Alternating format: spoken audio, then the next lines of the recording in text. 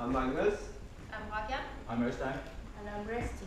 And we are here to present our work about Haukås River and the freshwater pearl mussels, Margaritifera margaritifera.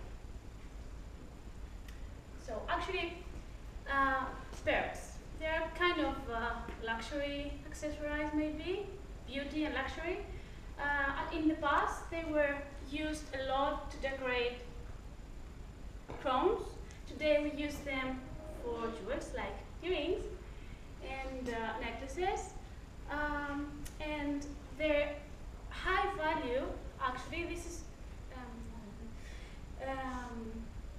drives to the exploitation of this species, and this is one of the reasons that this species actually today is endangered. There are a few places in Norway, in Europe, where this species can be found. One of them is here in Norway. Norway actually hosts approximately 50% of the global remaining population. So actually it has a really special responsibility. Let's have a look to the life cycle of this species. Let's pretend that this is a male and this is a female. The male releases sperm for the female. The female releases baby tiny mussels, lochiria. They attach to the gills of the host fish, salmon or trout. After a few months, lochiria detach and burrow themselves to the sediment. Many studies show that the lack of oxygen is the primary reason of low recruitment. And it would be nice to remember that low oxygen means low recruitment, means bye-bye mussels. So our main question during this study was, can we reintroduce pearl mussels in Haukås River?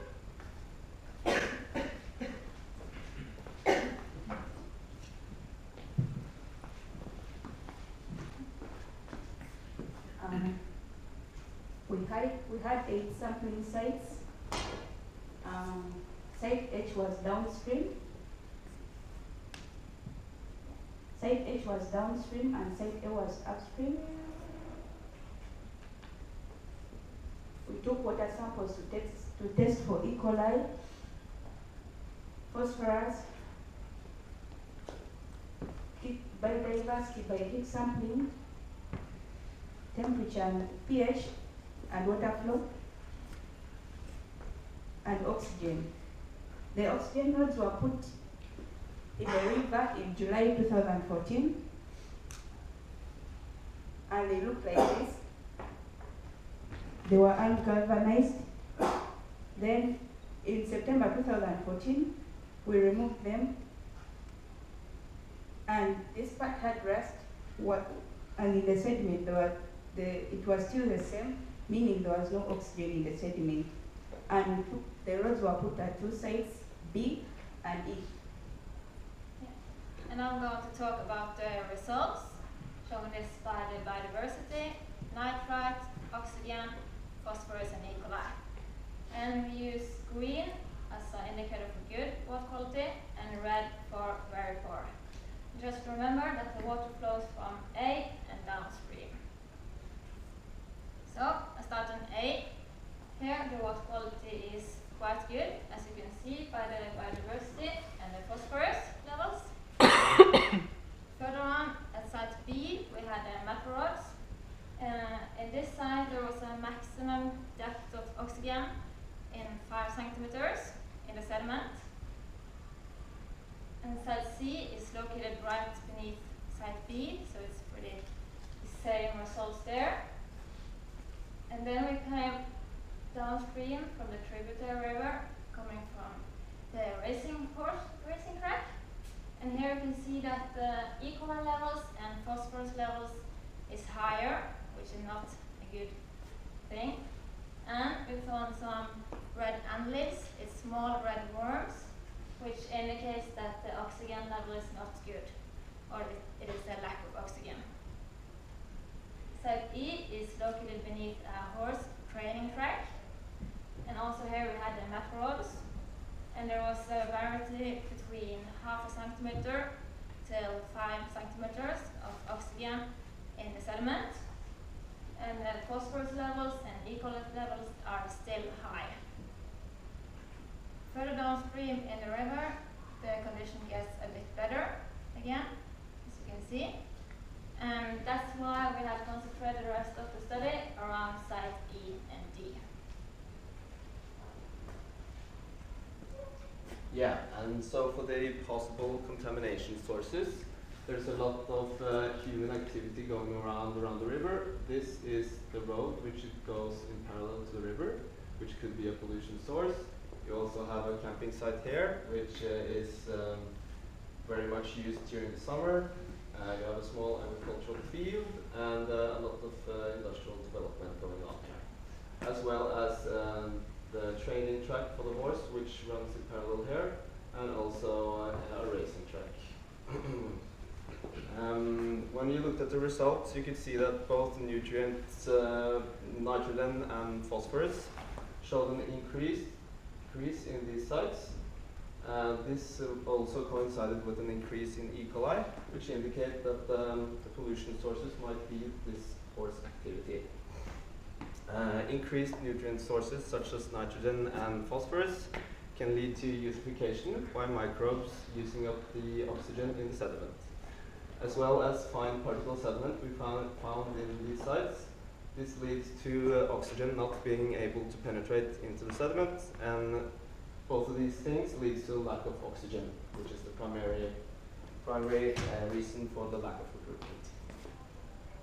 Yes, and when we found out that the lack of oxygen in sediment was the main problem of our study, we looked for other cultivating projects that have been conducted in Europe to see if we can find something that had similar problems as we do.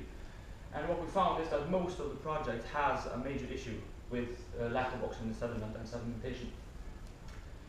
So far, there has only been one successful reintroduction of the mussels, which happened in Germany, and the way they solved the problem was by putting up sediment traps, which could be emptied on a regular basis to get all the sediment out of the stream, as well as return infected host fish back into the river. Host fish infected with the Glaucidia larva on the gills. Also, the success of the other studies are not clear yet, but in Belgium, they solved the sedimentation problem in another way by cutting down coniferous trees. Because of the shallow root system that the coniferous trees have, they are not able to maintain the riverbank properly. So runoff from rain or whatever will drag sediment from the riverbank with and down into the river. And as time goes by, the trees may also actually fall over. So instead, they planted deciduous trees with deeper root systems that were able to maintain the riverbank more properly.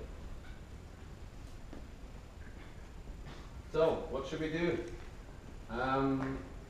There's already a proposed mussel refuge, which is going to take the water above the pollution sites, which will act as a refuge for the mussels which are in production in Asphalt now. But that won't solve the problem. The mussels need to go back to their old place in the river. So we need to solve the problems, and we need to solve the pollution sources which we suspect. By doing this, there's already, from the tributary river here, some things being made. There's a small sand filter, but it's not sufficient enough, so we suggest that we also employ a sediment trap to trap fine particle sediment, and maybe some additional filtering of the water. Also, along the training track here, there are already ditches, but they are regularly destroyed by the maintenance of the track. So we need to make sure that that doesn't happen. So, future benefits. If we are able to reintroduce the mussels into the river, what will happen? The mussel is a filter feeder, so it will clean the river. And with a cleaner river, we will be able to sustain the biodiversity much easier. And also, because of the close symbiosis between the host fish and the mussel, if we are able to reintroduce the mussel and increase the mussel population, that will also increase the population of fish. So it can be used as a recreational area for fishing, for instance. Because of the genetic diversity between all the mussel populations all over the world, that will mean that if we lose the ones in Haukås River, they will be lost forever. And there's no way of getting them back. And also by saving them, we will be fulfilling global obligations. And the historical and cultural value is is also important here. As we saw earlier, the crowns, the kings and queens of Europe had pearls from this species in their crowns earlier on in history. So that's important to remember and conserve, we think. And then to end this presentation, I would like to talk a bit about illegal pearl fishing. If you're planning on going to Haukås River to collect some pearls to put in your tiara maybe, I wouldn't recommend it because, well, you don't want to get these muscles mad. Thank you very much.